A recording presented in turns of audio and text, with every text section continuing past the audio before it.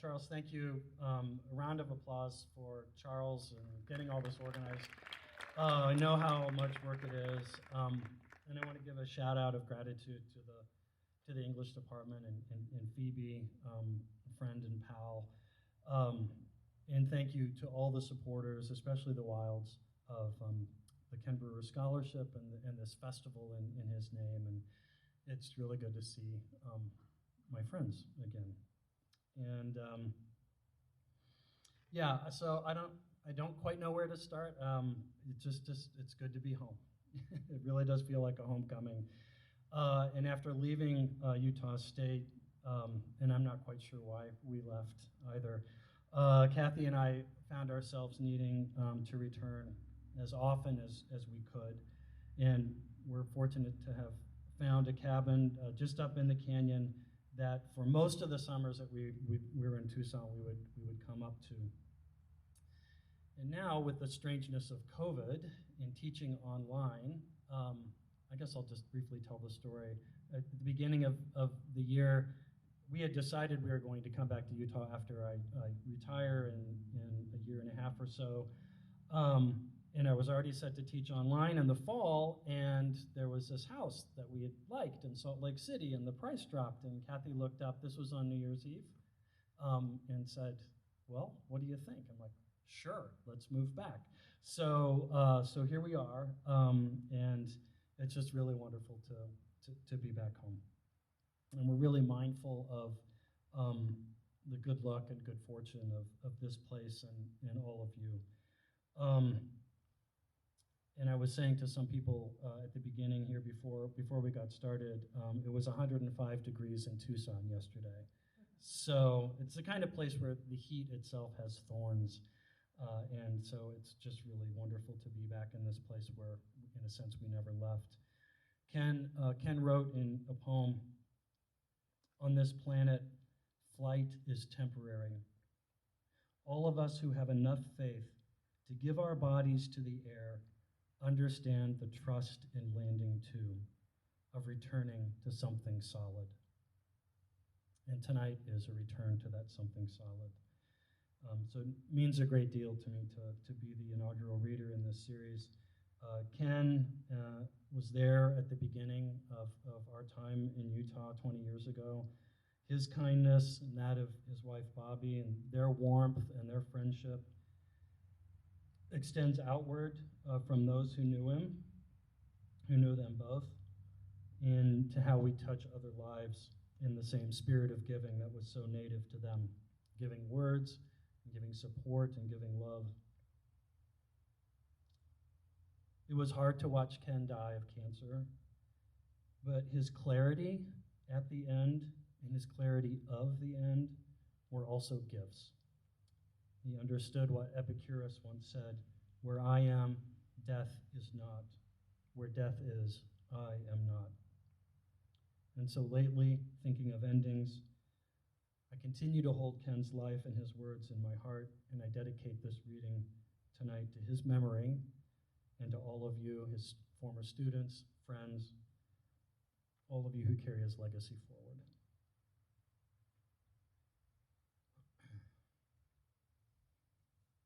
And trying not to cry. So I want to read a few pages from the book. Michael, you had permission to talk about it. So this is a project, as you'll hear, and this is the prologue to a new nonfiction manuscript called Still as Bright, which is a reference to Byron, Still as Bright. And the subtitle is A Backyard Journey to the Moon. And it's very much a story not only of sort of my falling in love with this object in the sky, the cultural history, the science, but also a kind of personal relationship. And it's a meditation on place. So you'll hear some, I really don't mean to be throwing shade at Tucson, a lot of good things there. But this is in part a book about sort of homecoming and finding the place that matters most. So this is the prologue to Still as Bright, A Backyard Journey to the Moon.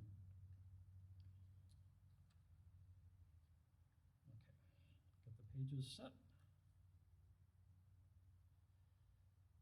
All right, I'm going to put my reading glasses on too. All right, that's better. And you are all now blurry.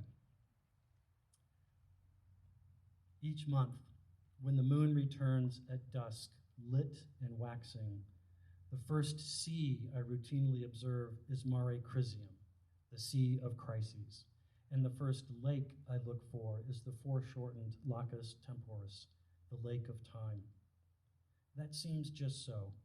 Mare Crisium is a huge circular plain of solid lava close to the near side's eastern limb. You can see it with your own eyes. And in the telescope, it is ringed by headlands, dotted with craters and rippled with low ridges like cast-aside thoughts. Lacus Temporis, despite its weighty name, is a banal patch of gray rock, though shaped appropriately, a bit like an hourglass. The moon is always there, at least in our lives, lit or dark, seen or not, a frigid or scalding globe of pits and rubble, of peaks and scars, our helpful companion in gravity and evolution, a symbol, territory, nightlight during its days-long lunar morning, and a silent siren for nocturnal predators, mythic werewolves, lovers, geologists, and soon again, the astronauts. For me, until recently, as for other stargazers, the moon was a bane bleaching out fainter and far-flung gray-green galaxies and nebula that one might otherwise see in the eyepieces of backyard telescopes or on the computer screens at professional observatories. Not long ago, I found myself questioning, if not everything, then quite a bit. Mortality, happiness, profession. I'd run my hand along the spines of philosophy titles in a used bookstore in Tucson, Arizona, tip one out and purchase it to read at home in a certain silence. I'd lie down to meditate, trying to focus on breath instead of mistakes. I'd talk with my wife in a wide gravelly yard behind our old adobe house beneath mesquites or the giant tamarisk. I'd fallen for that tree the first time we saw this place, a 19th century ruin that Kathy would go on to restore, and that would be our home in Tucson for just 2 short years. Too tired, too low, I couldn't bring myself to haul the telescope south of the city where skies darken and the Andromeda galaxy blossoms enough to see with the naked eye. Ever since moving to Tucson from 4 riverside acres in semi-rural northern Utah, I'd spent far less time under the night skies than I used to, one of several touchstones I'd slowly lost in those clotted, frantic city years. I'd forgotten what mattered most, what Byron called the heart still loving. One night, as Kathy and I sat beside a fire stoked in a battered stove, it was once the house's only source of heat, which we had moved outside, there it was, bright, unhurried, sliced by light and shadow, the moon. It had always been there, and I had paid it little attention, despite a childhood smitten with Apollo flights, years when I would tape record TV reports of the last missions and those of Skylab and Apollo-Soyuz. I replayed the news anchors' voices, Walter Cronkite, Jules Bergman, on a cassette player at night in a dark bedroom in our trailer outside of Indianapolis. I was dreaming with imagined escape. Before then, I had sometimes used a 3-inch Edmund Scientific reflector my father had given me, and with it, I would dash across the lunar surface. And dash was right, because the telescope was rickety and hard to use. I caught the moon in snatches. Too embarrassed to ask for help, I didn't say a word to my father, especially after he left my mother, sister, and me. Somewhere and sometime, the telescope also disappeared. That night in our Tucson backyard, I looked at the moon with my own eyes, and touched by the shadows of delicate mesquite leaves that it cast, I felt something clear, something inevitable, something sweetly without striving. Not a child's silver spacesuit fantasy, not an adult's grasping for achievement and flattery, but a sober calm and more, a grounded curiosity. I could go there, I thought. I could watch and learn. It felt like an epiphany, seeing that moon, brimming with potential, shining peacefully above our ordinary darkness. By then, I had learned that in a few weeks it would be the 50th anniversary of a forgotten, once heralded photograph of a lunar crater named for Copernicus. The photo had been snapped by an orbiting probe sent to map the dangerous surface for safe landing sites before the astronauts descended. I was intrigued. I've always been interested in forgotten anniversaries. They tie me to history's chancy sweep, and they're a form of memento mori. I decided to find that photograph, to know why it had garnered so much attention. This small adventure in discovering something lost would be, like the moonlit night with Kathy, the beginning of my backyard journey to the moon. It would make my skin tingle. For the first time in a very long time, I would be part of something bigger than myself, and every month it would light my way. Lunar Orbiter 2 took the photograph on November 24th, 1965, with a dual camera system using a velocity height sensor to adjust the film for orbital motion.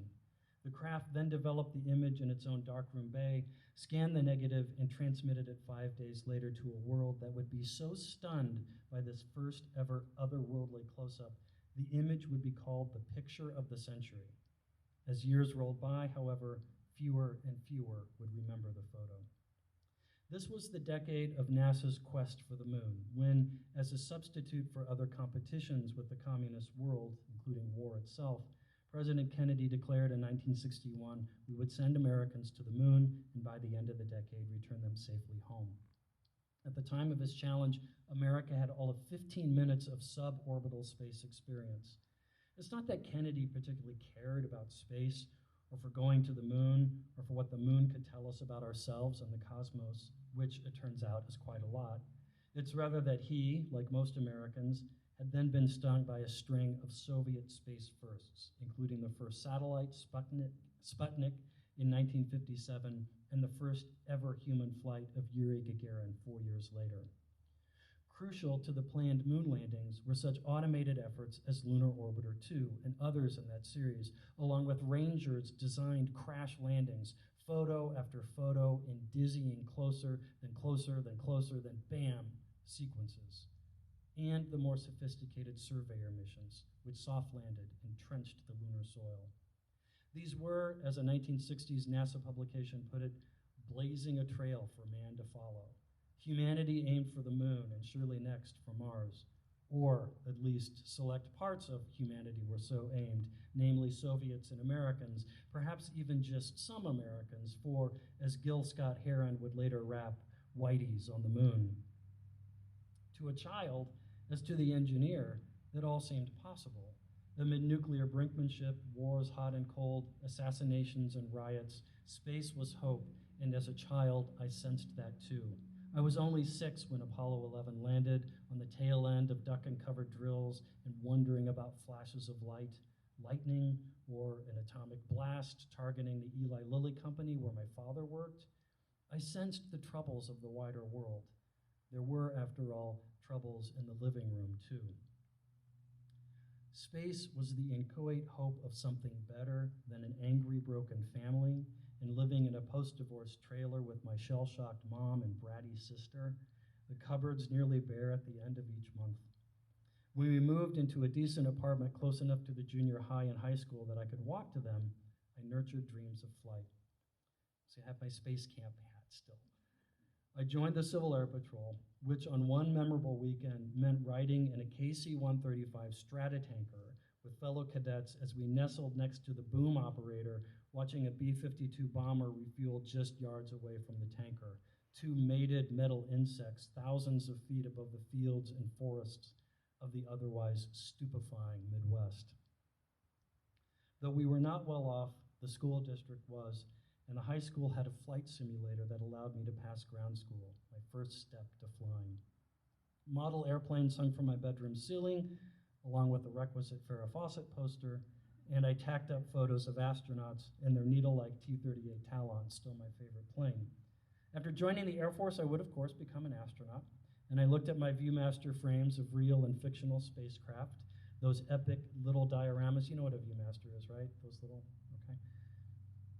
That tricked the eye into seeing 3 worldly, colorful dimensions contained within a light box. This would be my future, I I held it in my hands.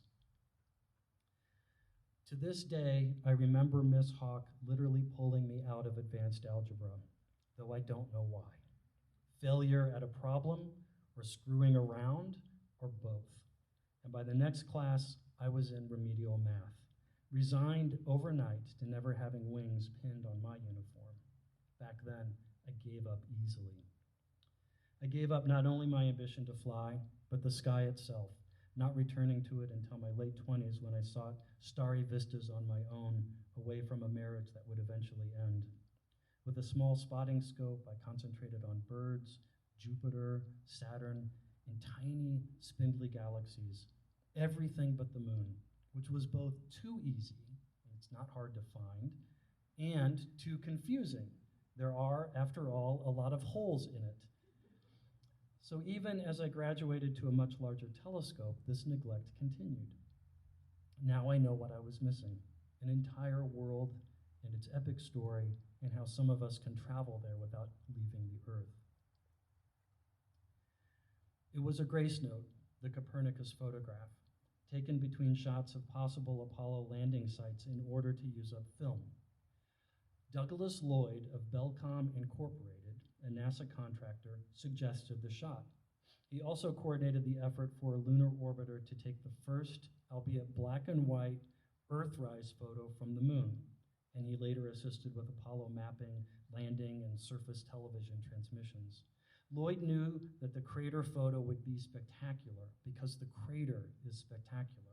A member of the probe's planning team would tell me that only one person objected to taking the photo as, quote, a waste of film, but the rest of us agreed it would be useful. That was rare consensus, for the attitude that only engineering mattered marked the early years of a space agency bet on just completing missions. NASA had not even included a camera on John Glenn's first orbital flight. He had to buy one from a drugstore and have it modified. Apollo 8 Commander Frank Borman, from Tucson, by the way, initially loathed the required photography and television portions of that first human expedition to reach the moon, the same mission that, ironically, captured the famous Earthrise photo showing blue Terra over stark Luna. Slowly, it dawned on the agency that photography had power beyond documentation and science. It could link terrestrials to the cosmic sublime. Visible from Earth through binoculars, Copernicus is 60 miles wide, big enough to swallow Rhode Island. And if you were on the floor of the crater and wanted to get out, you'd have to scale terraced walls 12,000 feet high, higher than the mountains in my adopted home state of Utah, where we lived for a decade before moving to Tucson. The crater is the result of a nearly billion-year-old impact. Gullies and ridges radiate another 60 miles from the crater's edge, and rays of ejecta, bits and pieces of the moon excavated and sprayed out by the impact, spread even farther. In the middle, on the crater floor, peaks solidified into place by rebounding molten rock rise to nearly 4,000 feet. From straight above and far away, the crater looks like a giant spotted flower. But Lunar Orbiter didn't shoot straight down from a distance. It took its photo from about 150 miles south of the crater and from 28 miles above, a glancing view. The angle revealed what humans had never seen before, the moon as a landscape, a real place. When I first saw the photo in different publications in print and online, I gasped. I was also confused. There were different crops of the picture, and so I set out one morning in Tucson to meet someone who could help me decipher what I was seeing. The legendary planetary scientist William Hartmann, whose lunar researchers I'd come to later, looked with me at this once iconic image, along with maps and other photographs. We had to do a kind of flyover before I could finish a little newspaper essay about the picture. And I had climbed the steps to Bill's airy study, replete with many of his own fine paintings of planets and deserts, copies of his books, and art from the classic space artist Chesley Bonestell, whose dramatic lunar landscapes would challenge me to think about the relationship between desire and fact. Classical music CDs were neatly stacked, and the room had a bright sense of purpose and belonging. Gray-haired, smiling, and stocky, altogether welcoming and energetic, Bill was the perfect guide for my small journey. After all, long before his scientific career, he had grown up looking at the moon through his telescope in the backyard and making drawings of craters, he said. He'd long had what I was now seeking. What he said was a personal relationship with the moon. Outside, I could hear wind clattering in the neighborhood palm trees, a sound I'd never quite grown accustomed to, but being in Bill's presence, and by extension the moon's, I felt at ease. So what confused us was that a version of the photograph from a NASA booklet had cropped out the dark near rim of the crater and a nearby keyhole-shaped crater named Pfauf from the foreground, features that had been included in the initial publication in places like the New York Times and Los Angeles Times, both of which put this image on their front pages above the fold. I just couldn't tell what was rim and what was crater floor. I felt lost. So once we found a version online with an uncropped foreground, what appeared to be these small rises in newsprint were obviously the huge central peaks of the crater floor, those several mountains in shadow, steep, jagged, irregular, as science writer Walter Sullivan had called them. Beyond, the crater floor was flat on one side and hummocky elsewhere, blending into a jumble of slumping, daunting terraces and the distant rest of the jagged rim. A picture spanning some 17 very real miles of the moon from left to right and some 150 miles from the peaks to a promontory beyond Copernicus. I finally understood that the mountains in the middle were rising from the crater itself. One NASA source told the Los Angeles Times that, quote, "It's almost as though a photographer actually stood inside the crater to take these shots. The detail is as good as you might get from a picture at 10,000 feet of the mountains outside of Los Angeles. Indeed, I felt like I was in the crater, the blue sky visible from Bill's windows replaced by a relentless black." Hartman told me this picture and others that followed were important and striking because that was the first era in which we began to see famous lunar features at oblique angles, like looking out an airplane window. So another world, seat 19A, awesome clarity, Life magazine said of the photo. Stare long enough and it is like flying over the moon, or as Sullivan rhapsodized, like seeing the western face of the Rocky Mountains in Utah. I smiled when I first read that. No junipers or Douglas firs on the moon, but there was the same muscularity from these two different mountains. The moon already had something to do with my own found ground. At the time, NASA's Martin Swetnick called the photo H-162 of Copernicus, quote, "one of the great pictures of the century." It was, as astronomy writer Peter Grigo says, perhaps the first truly spectacular image returned for space. Inexpressibly desolate and inexpressibly grand, UPI said of the image. Time magazine invoked another comparison. Except for the black sky in the background, the photograph might have been mistaken for a composite of the scenic grandeur of the Grand Canyon and the barren desolation of the Badlands of South Dakota. When it was beamed back to Earth, the photo's then unique view made the moon real in a way it had never been before. It was indeed an actual place, another world, stranger and more hostile, but one on which we could walk, discover, and maybe live. Kodak engineer Arthur Cosgrove, a 20-something stationed at a remote satellite facility in Australia, was one of the first humans to see such images when lunar orbiters would transmit them oh so slowly. It was, he would tell me, quote, "very emotional, seeing something never seen before. The images are embedded in my mind." He compared, quote, "the elation, excitement, and a calm realization that you were equipped to appreciate what you were seeing to, as he put it, a philosophical discovery." Of course, he also remembers the cheap Foster pints at each meal, the social isolation and dangerous roads in the outback.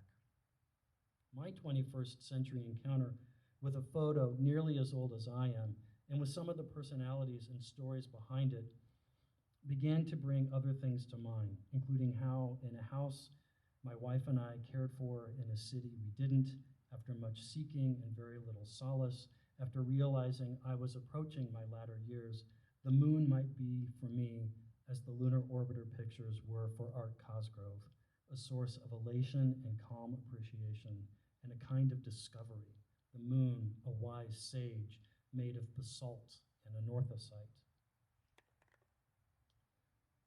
The moon has proven to be a patient teacher. It is a provocation for culture, art, and science.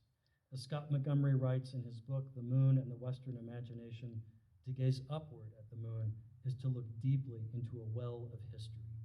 The waters in that well run very deep. The moon's constant inconstancy, its changeable but regular motions and phases, gave cultures around the world their first sense of time in between days and seasons. Indeed, some consider the moon's utility as a timepiece as not only practical, but creative. In primitive hominids, time awareness derived from lunar changes may have sparked the first glimmers of self-consciousness. The mythology and folklore associated with the moon is so vast that a complete survey would require several scholarly books. Here, I found a creation story, the Amazonian suicide, whose head rolls around on the ground until it decides to become the moon, and the recursive binary of good and evil, when to look at the moon and what to say to the moon, and when to cover your windows against moonlight. The moon has been a mirror, then, of our hopes and fears, and for many ancient philosophers, it was a literal mirror, reflecting the Earth's surface back to us. Science showed otherwise. When Galileo turned his self-made telescope to the moon in 1609, he didn't find a perfect polished circle. He saw terrain, valleys, plains, and rugged mountains catching light and casting shadow. The moon was a globe, like the Earth, a world unto itself, and this change was part of the great revolution that science brought to understanding the cosmos and our place in it. The first space race began soon after, the race to affix names onto the moon's telescopic features for fame or immortality. More imaginatively, astronomers, writers, and theologians began to speculate on what creatures might live on the new world above us, from giant trees to slender bipeds, from resilient lichens to migrating insects. The moon became a harbor for our unquenchable desire for cosmic company, even when this raised thorny questions of science. Was there any water on the moon? And for religion, would Jesus be crucified on other worlds? The latter is unanswerable so far as I can tell, but science did begin to constrain the lunar environment. Eventually, it was clear the moon was airless, free of liquid water, and alternately very hot or very cold. Those facts, along with the countless craters of the near side, provoked more rigorous speculations about the origin of the moon. Was it flung from the Earth where the Pacific now churns, and the creation of its pockmarked surface, created by mighty volcanoes or a barrage of meteorites? Yet even a dead moon would not stay changeless. I discover a controversial field called transient lunar phenomenon, in which observers have claimed to see colors, clouds, and even lightning on the static moon. The scientific study of this field was pioneered by two women astronomers, including one of the first at NASA, whose battles for acceptance and credibility I would uncover. Often the province of cranks, transient lunar phenomenon has been studied by professional astronomers and even seen by the Apollo astronauts, but its study and history remain polarizing. As the 19th century French astronomer Camille Flammarion wrote, "This charming moon has undergone, in human opinion, the vicissitudes of this opinion itself, as if it had been a political person." Such vicissitudes as well affected the many theories of the moon's origin, because it turns out to be a very weird globe.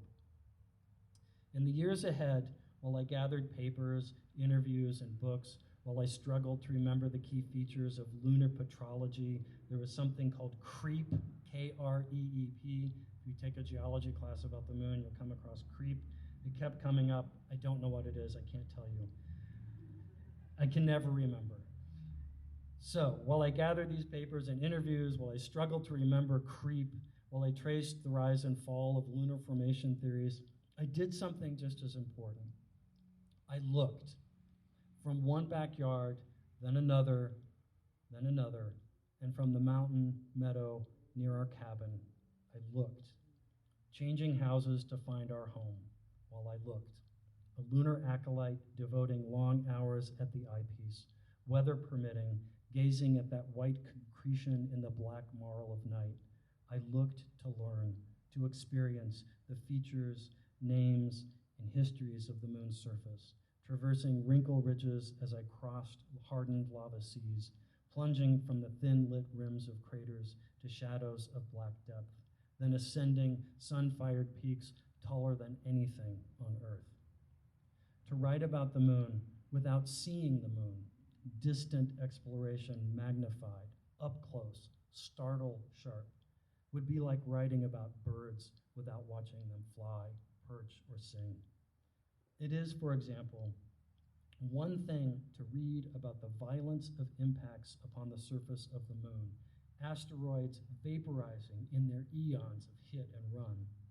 It is another to bear witness at the telescope, the hum of a highway or the cries of night birds nearby, as the vacuum-silent aftermath reveals itself as an ancient mountain range that was uplifted in seconds, like knuckles punching from a grave. Each month, the moon's dormant chrysalis was revived by my attention. Coventry Patmore, as a British poet, described the moon this way. He called it a corpse in night's highway. So he wasn't very fond of it. So this is chapter 6, A Corpse in Night's Highway. Just 3 pages. In 1866, the British poet Coventry Patmore described the moon seen through a telescope. He was not impressed. Where reverent selenographers saw grandeur even in the moon's austerities, or because of them, Patmore saw ugliness. He saw the grotesque. The moon was, he wrote, quote, a corpse in night's highway, naked, fire-scarred, accursed. In his poem, Two Deserts, Patmore wrote that, viewed close, the moon's fair ball is of ill objects worst. The moon, he recognized, was dead. In this narrow fact, Patmore, a minor Victorian sentimentalist, was correct. Nearly 3 decades had passed since the publication of a magisterial German book on the moon that argued that our satellite was, contrary to the enthusiasms of many, completely devoid of air and water, and therefore of the possibility of life. The moon was a barren world. As to its accursedness, I disagree. For during the long autumn of my father's dying, I kept vigil with the moon, and its sublimity was like bursts of steady air. The calming sharpness of craters wreathed with ridges fining in slopes from their rims down to the lava plains, their subtle grays of interplanetary antiquity. Mountains made of a white mineral I would later learn to name rose to heights I would never scale, and their peaks would flare in the dark as the sun struck them before passing to the lowlands. I traced the paths of cracks and valleys and the serpentine waves of buckled rocks. Light and nuance and knowledge are hallmarks of careful looking at the moon, the only way to see beyond stasis to history and wisdom and even change, even if that change is only crawling sun and receding shadow. By then, I had completed my lunar study and observing certificate from the now defunct American Lunar Society, framing the diploma that a man named Eric had sent me. It lauded my excellence in the study of lunar geology and excellence in the art of lunar observing, and it makes me unreasonably happy. The project had been my first systematic study of lunar features. Without it, I might still be whipsawing my telescope from one catchy crater to another, missing subtleties in what they can teach me. I sent a photograph of the certificate to my father, whose esophageal cancer he, at 86, was not battling. On the phone, his voice was weary, though I could still make him laugh, sharing antics of our cats or a terrible joke or two. Kathy and I would fly to Indiana to help him and my stepmother move into an adult care apartment where, on a cold night, I stopped in the parking lot, tears in my eyes, caught short by a cloud-shrouded moon, and by the image of my gaunt father looking at me from his chair as the door closed. It would be the last time I saw him. The moon's wilderness became my terrain. Far from excellence, I had much to see and learn, and so that fall began to traverse the surface for another program, a much more difficult one, sponsored by the Royal Astronomical Society of Canada. I started to revisit old friends, the massive Clavius, brooding Pythagoras, and found ones I would come to know, a saucer-like shallow, visible only when the sun is fresh in one crater, the very crater that Galileo drew like an eyeball in the Starry Messenger. Little craters, weird ones, fallen blocks and big ones, sloping and relatively rare volcanic domes seen only close to shadow, some with little pips at their tops where the lava had erupted and oozed. That calcined stillness was my terrain. Over the new backyard in Tucson, over a line of scrawny olive trees, looking at the moon, I thought of my father, of love, of mistakes, of hardship, of reconciliation, of philosophers and mountains, of the difficulties and gifts when entropy becomes personal. I imagined the chaos of collisions, whole valleys formed in seconds by flying hypersonic rocks the size of peaks I hike here on Earth, the eruption of fire fountains, beads of glass falling like rain, and the hardening of molten magma, fire-scarred indeed, and more awesome for that. Patmore's attitudes toward the lunar scarscape were more akin to those of the 17th century, when the pre-scientific moon was that smooth sphere entrained in sacred motions, and to the early 18th century, when mountains on Earth were God's reminders of Satan. In those days, when English travelers crossed the Alps, they shuttered their carriages to hide the view. The sublime was not fully articulated, though our need for it had been satisfied in other ways, as in bowing beneath the streaming light of stained glass windows. For Patmore, the microscope was marginally preferable to the telescope because it showed living things, a torment, he called it, of innumerable tales. But best of all for him was our royal fair estate, betwixt these deserts blank of small and great, what Patmore calls the obvious ways, from which never wandering far. His comfort is the present that we sense, which I laud, and ignorance about it, which I do not. Science makes the present glow. There's more than a whiff of fear in Patmore's poem, a fear of death and a loathing of the developing scientific view, which was shot through with death, past and death to come.